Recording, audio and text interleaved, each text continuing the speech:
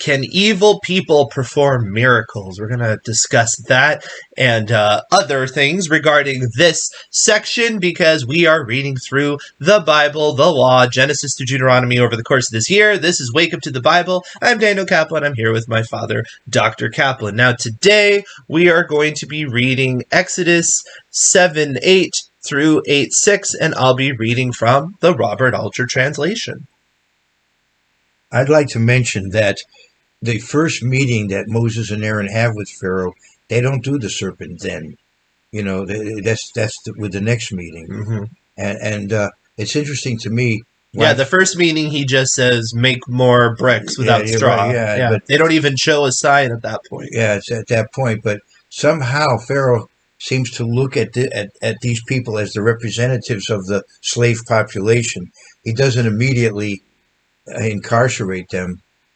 Somehow he may have some concern about what power they may possess, because otherwise you think he would punish them immediately, or even not see them in the first place. Well, but it may be that doing it this way, he wants to undermine their authority with their people. Mm-hmm. by making things worse for them. Maybe he thought he could undermine the authority, and so they wouldn't be a problem to him later. That would make sense, actually. All right. And the Lord said to Moses and to Aaron, saying, should Pharaoh speak to you, saying, give you a portent, you shall say to Aaron, take your staff and fling it down before Pharaoh. Let it become a serpent. And Moses and Aaron with him came to Pharaoh, and they did as the Lord had charged. And Aaron flung down his staff before Pharaoh and before his servants, and it became a serpent. And Pharaoh too called for the sages and sorcerers, and they too, the soothsayers of Egypt, did thus with their spells. And each flung down his staff, and they became serpents, and Aaron's staff swallowed their staffs. And Pharaoh's heart toughened, and he did not heed them, just as the Lord had spoken. And the Lord said to Moses, Pharaoh's heart is hard. He refuses to send off the people. Go to Pharaoh in the morning. Look, he will be going out to the water, and you shall be poised to meet him on the bank of the Nile. And the staff that turned into a snake you shall take in your hand. And you shall say to him, the Lord God of the Hebrews sent me to you, saying, Lord, send off my people that they may worship me in the wilderness. And look, you have not heeded as yet. Thus said the Lord, by this shall you know that I am the Lord. Look, I am about to strike with the staff in my hand on the water that is in the Nile, and it will turn into blood. And the fish that are in the Nile will die, and the Nile will stink, and the Egyptians will not be able to drink water from the Nile.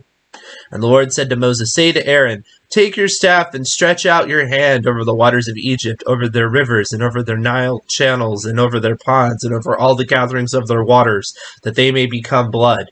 And there shall be blood in all the land of Egypt, and in the trees, and in the stones. And Moses and Aaron did thus as the Lord had charged. And he raised the staff and struck the water that was in the Nile before the eyes of Pharaoh and the eyes of his servants. And all the water that was in the Nile turned to blood. And the fish that were in the Nile died, and the Nile stunk, and the Egyptians could not drink water from the Nile, and the blood was in all the land of Egypt.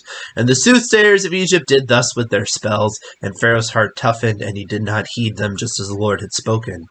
And Pharaoh turned and came into his house, and this too he did not take to heart. And all of Egypt dug round the Nile for water to drink, for they could not drink the water of the Nile. And 7 full days passed after the Lord struck the Nile. And the Lord said to Moses, come to Pharaoh, and you shall say to him, thus said the Lord, send off my people that they may worship me. And if you refuse to send them off, look, I am about to scourge all your region with frogs. And the Nile will swarm with frogs, and they will come up and come into your house and into your bedchamber and onto your couch and into your servant's house and upon your people and into your ovens and into your kneading pans. And upon you and upon your people and upon all your slaves will frogs come up. And the Lord said to Moses, say to Aaron, stretch out your hand with your staff over the rivers, over the Nile channels, and over the ponds, and bring up the frogs over the land of Egypt. And Aaron stretched out his hand over the waters of Egypt, and the frogs came up and covered the land of Egypt. And the soothsayers did thus with their spells and brought up frogs over the land of Egypt. And Pharaoh called to Moses and to Aaron, and he said, entreat the Lord that he take away the frogs from me and from my people, and I shall send off the people that they may sacrifice to the Lord. And Moses said to Pharaoh, "You may vaunt over me as for when I should entreat for you and for your people to cut off the frogs from you and from your houses. Only in the Nile they remain." And he said, For tomorrow. And he said, "As you've spoken, so that you may know that there is none like our God. And the frogs will turn away from you and from your houses and from your servants and from your people. Only in the Nile will they remain." Okay.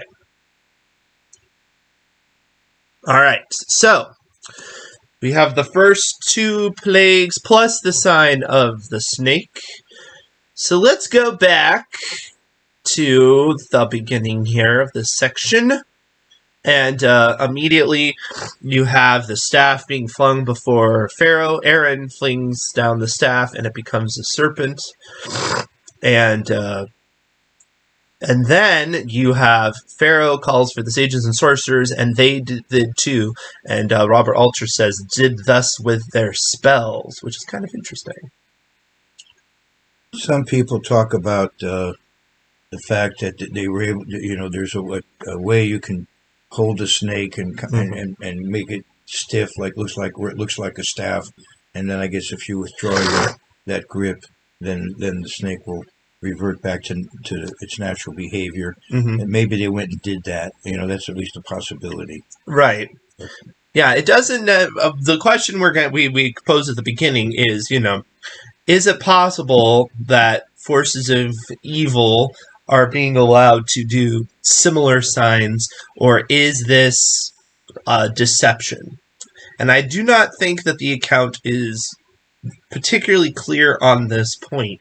However, we do have other places in the Bible where it does speak to the fact that there can be supernatural occurrences that do not come from God. A supernatural occurrence in of itself is not proof of it being from God, because either God is allowing it or, well, obviously God has to allow it, but I mean, it could be even that God is directly doing it for whatever reason, or it could be that he's allowing another force potentially to do it as well. Yeah, and Deuteronomy talks about that. I believe in the 13th chapter. Just because a person does a miracle, that's not enough. Right. And in the end time, there'll be a satanic force that will be ruling over much of the world. And one thing that will give him credibility is miracles are going to be performed. But if you notice the kind of miracles that person does, the fire comes down from heaven. What good does that do anyone? And that's the kind of miracles that these satanic forces do. It doesn't really help anybody. It's just exciting to look at, and so that is one thing to keep in mind. Yeah, we'll get to that a little bit later, because that is an interesting point in terms of how the miracles manifest themselves. But there are really brilliant magicians nowadays, and now I think some of them call themselves illusionists. Right. Because it's not real magic, it's actually illusion. But they can really do some very fantastic things. Yes. Yeah, it is possible in this situation that there was some way to fake. There's obviously ways you can fake a rod becoming a serpent. You can do a sleight of hand or something like that. That's not impossible. But then the climax is though that Moses snake eats them all up. So.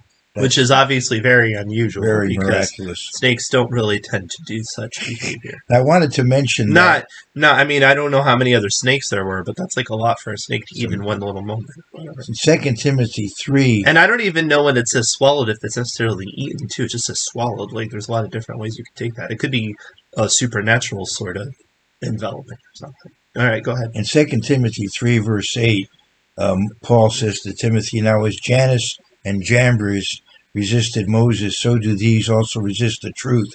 Men of corrupt minds disapproved concerning the faith." So he mentions two evidently leading magicians, two leading sorcerers, and the Pentateuch does not name them.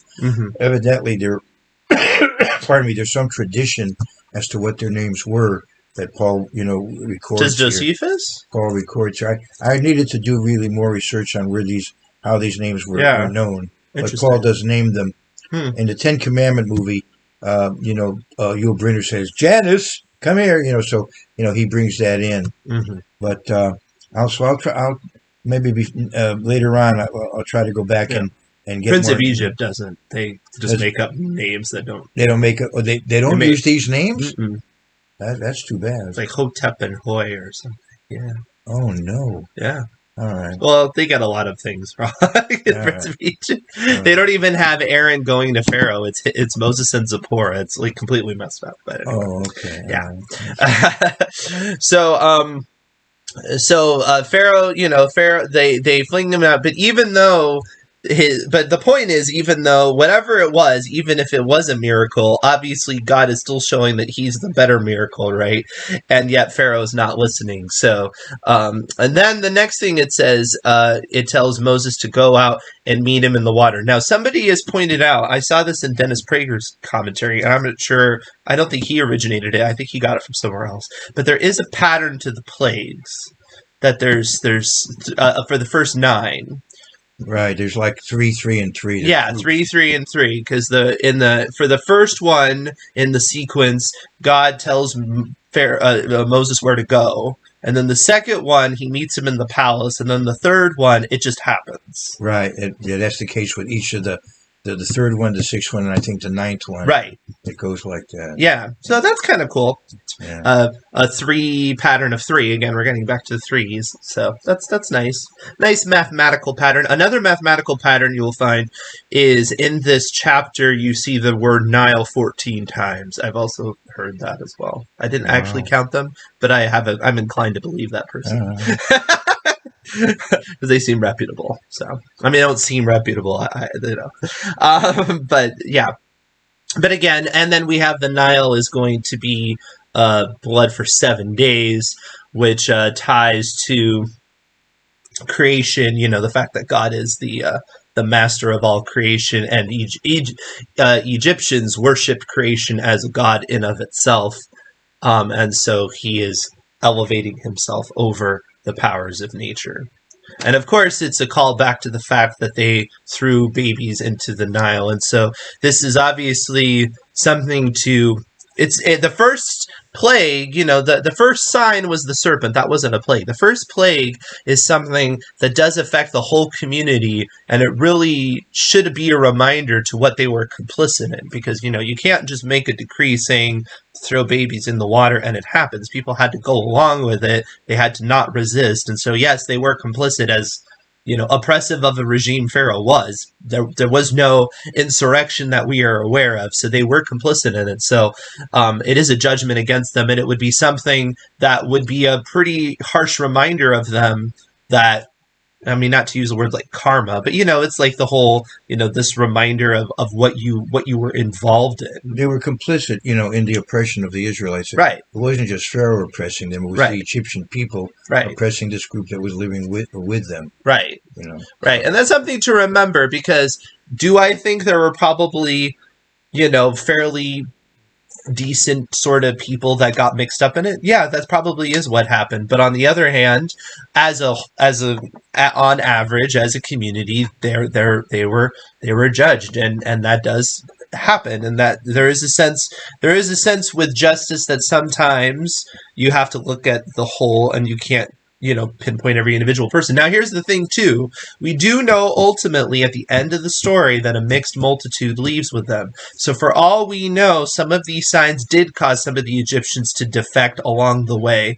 And had they defected, had they end up going to Goshen, had they converted or whatever, well, they would be spared some of this. So we really don't know. It doesn't tell us one way or the other, who that mixed group was, but I can't imagine it would be nobody, right? I would imagine some of these signs might trigger people to repent of their ways and things like that. And this might have been, it does say ultimately, God says, I'm doing this so people know, that I am the eternal and all of that. So some of the Egyptians probably did. And later we get a sign that even Pharaoh did to some extent. Well, later on in Egyptian history, I believe, if you follow the chronology that some hold to, there was a monotheistic Pharaoh later on.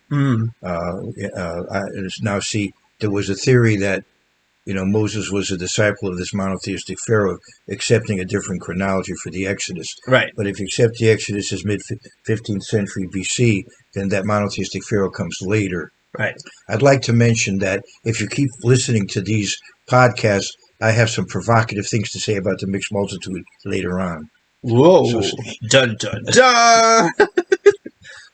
Provocation. Okay. So here is a bit of a confusion.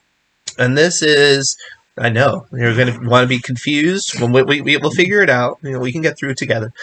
So God says, take your staff and stretch out your water over the rivers and over the Nile and everything and blah, blah, blah, right? Okay, but then right after that, it says that the soothsayers did the same thing with their spells. So there's a disconnect there to some extent, because at first it almost comes across that Aaron's supposed to go around with the rod and make everything into blood over and over again, or maybe perhaps he does it once and it just has that effect. However, we can clearly see in verse 22 that there is water available that is not blood, because how in the world could they make it look like, even if it's a trick, they had to have regular water to make it look like blood. Yeah. And then even later it says they dug around the Nile for water to drink, for they could not drink the water of the Nile. So you got to be a little bit careful sometimes with the way that the Bible phrases things, and it's not really hyperbole exactly, but there is sometimes this dramatic speech that is not exact in the same way that we might expect. And there are, I think, several occasions of it within this section. Right. Because obviously, livestock. Right, because obviously people can't go without water for 7 days. That's impossible. Now, granted, you could say, well, that was a miracle. He made them thirsty but not die. Perhaps, but I don't think that's really what this is getting at. Now, when looking in my research, I did see people say that actually the Nile not only was a source of water, but it was particularly famous for having good water, delicious water. Yeah. And so when it says the fish stunk and they couldn't drink it, and they had to dig wells, actually it was kind of a source of pride that they didn't use a lot of well water in Egypt, because they thought well water was kind of beneath them because of the taste, is what I've heard. It's possible. It's kind of interesting if that's true. That essentially, not only did he cut off their major water supply, he made them kind of act like the poor, and perhaps maybe even the slaves. I'm going into headcanon again, but imagine it's a world where they're very protective of this water because it's the fancy water, right? And then the slaves have to kind of get the poor water. It's almost like perhaps maybe that's what's going on here. But, I'm going out on a limb a little bit. Couldn't you drink other liquids other than water and survive? Oh, no, that's true, too. Milk, you can get it from fruit or milk or yeah. things like that. That's possible. Yeah. Yeah. But when it says digging the wells, I almost wonder if that was kind of the principle, is that they had to switch their water supply based on some of the things that I've seen. I haven't done a deep dive in this, but I'd like to mention that it would seem that the first three plagues, you don't have a distinction made with Goshen.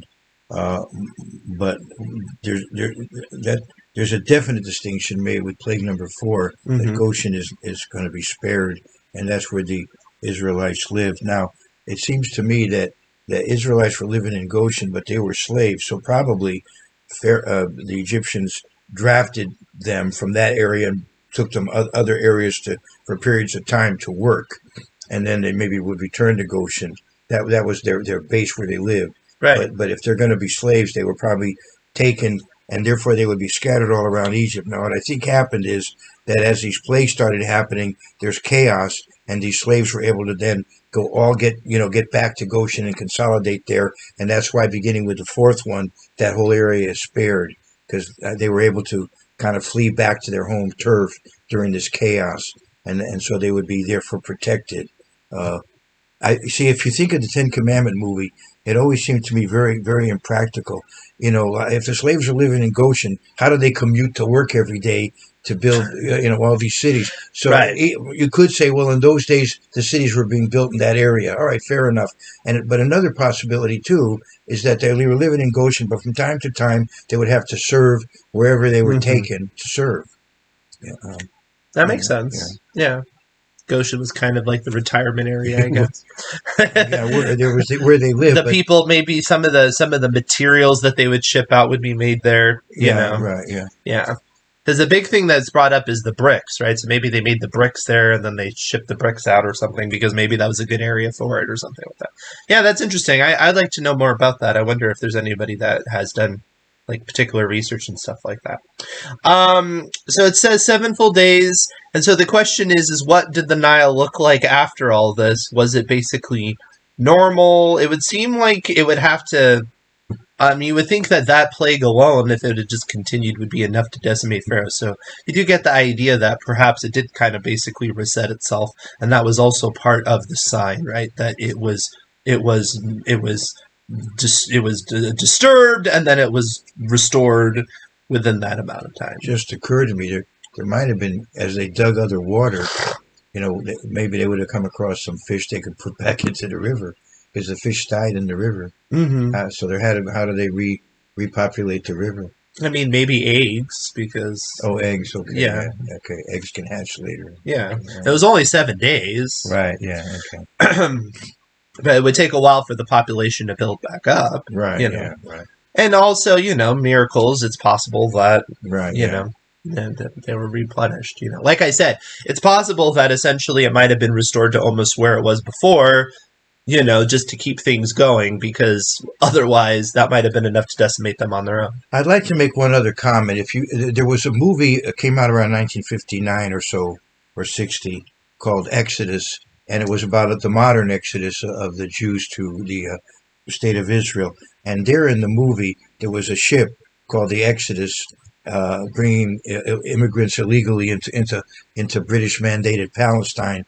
But the leader of this group says, "Let my people go that they may serve me." That's the biblical quote. Shalach et ami v'avduni. Let my people go that they may serve me. Because that was the original request, was let us go for 3 days and do these rituals. Mm-hmm. But all through this, it's let my people go that they may serve me. Right. Yes, we are free, yes, so that we can then serve God. Right. Of but course. Now in the movie version, it's let my people go, and that's where it ends. Yeah. That's where it ends. Right. But he does at least have this, so they were written, so they shall be done, or whatever, at the end. So. Well, oh yeah, right. Of course, so, yeah. It's still a fairly pronomian movie, especially by modern standards. Yeah, right. All right. So the next thing is frogs. So it seems almost a little bit peculiar, but if you think about it, okay, I'm going to kind of go a little bit. Frogs, I have a feeling that kind of what this is getting at is, because it says swarm with frogs, and this is a similar kind of language to when it's talking about the Israelites multiplying, right? And then if you have these things coming up from the water, it's almost like the zombies of all the people you killed essentially are coming back to get you, right? Because you threw all these babies in the water, so these creatures that can come from the water in these mass numbers are now coming for you. So again, it's a sign of what they did to the Israelites. I think there was a god or goddess also that had a form of a frog, right?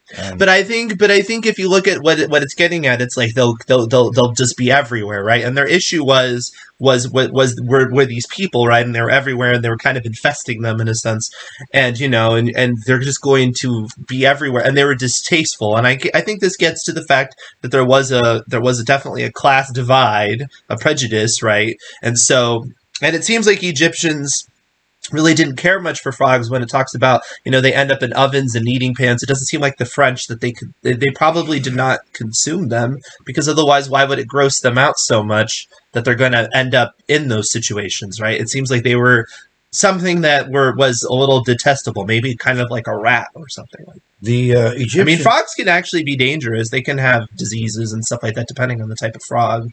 The Egyptians seem to be culturally back then really preoccupied with cleanliness and bathing. That's true. And so people who are sensitive in those matters would really be bothered by this. They didn't even like facial hair. And, we'll get to that in the next plague. Okay, all right. So they were very fastidious, culturally, at least the upper class. Yeah. Particularly, I would think. Because Pharaoh's daughter goes down to bathe, and then Pharaoh is met here by the water. Mm-hmm. And so he might have been bathing too. Yeah. Although it's possible that he did come maybe to bless the water, in some kind of ritual, Right. the way the Ten Commandments pictures it. I kind of like them catching him in the middle of a bath just because that's a little more insulting to him, because the whole point is to disarm you, right? So, he might have just been going to get water out of there for some other purpose. But like I said, I prefer the bath. Not to mention it's a reflection of the beginning where it seems like she was out to bathe, right? Yeah.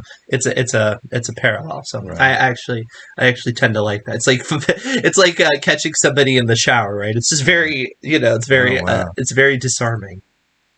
So possible. I'm just saying it's possible.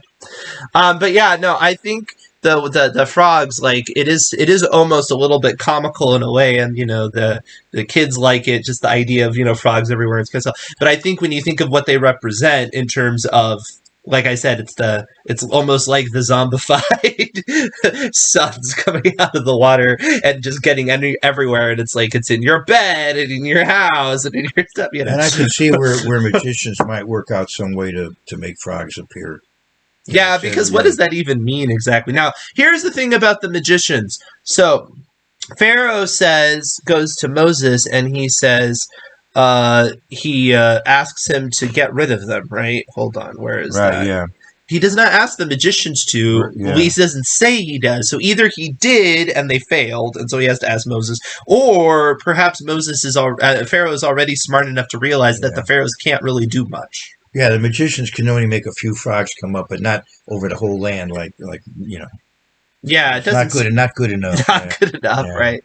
Yeah, and it could be that if you think of them as tricksters, maybe Pharaoh was even kind of aware of that, and he was using them as kind of a cover, but he was pretty much clever enough to realize that they were pulling a fast one over him the whole time. And that leads me to go to verse 10. Why didn't he say right away? Why did he say tomorrow? I think he's trying to show that he's tough and he can... Verse 10, verse 6? No, verse 10 in Exodus 8. They said, when do you want us to stop? I have a different order than you do. Different order? Yeah, I have a different verse. It must be numbered different. So he said tomorrow. That's not verse 10 to you? Nope. That's verse 6. Isn't that something? Yeah. Anyway, he said tomorrow, and he said, let it be according to your word. So Moses answers him. Yeah. But the thing is, why didn't he say right away? I think he didn't want to indicate that much fear or that much submission tomorrow. Well, wasn't it a trick, basically? Because he didn't want them to leave. He wanted them to the plague to stop so he could change his mind. Well, okay, that could be. But anyway, but the point is that one would think he would say right away because it really was bothering him and everybody else. Yeah. But so why wait till tomorrow? Yeah, that is interesting. And I think he does it to show, okay, I'm tough. I'm not that afraid. No, that's a good point. All right. So anyway, we are 2 plagues in. There are more to come.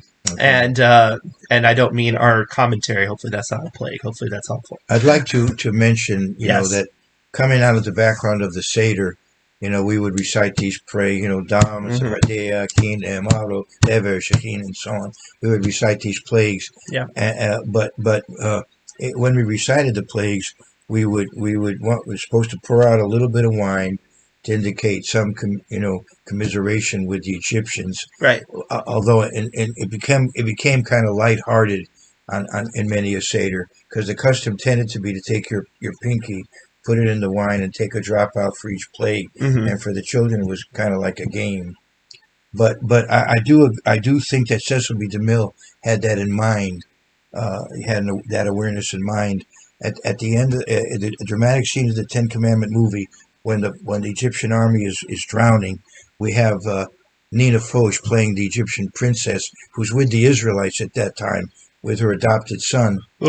She just is so upset. Yeah. Here's her people being drowned. And as a 10-year-old boy, when I saw that scene, I thought of the Seder and how we used to take wine out of the cup.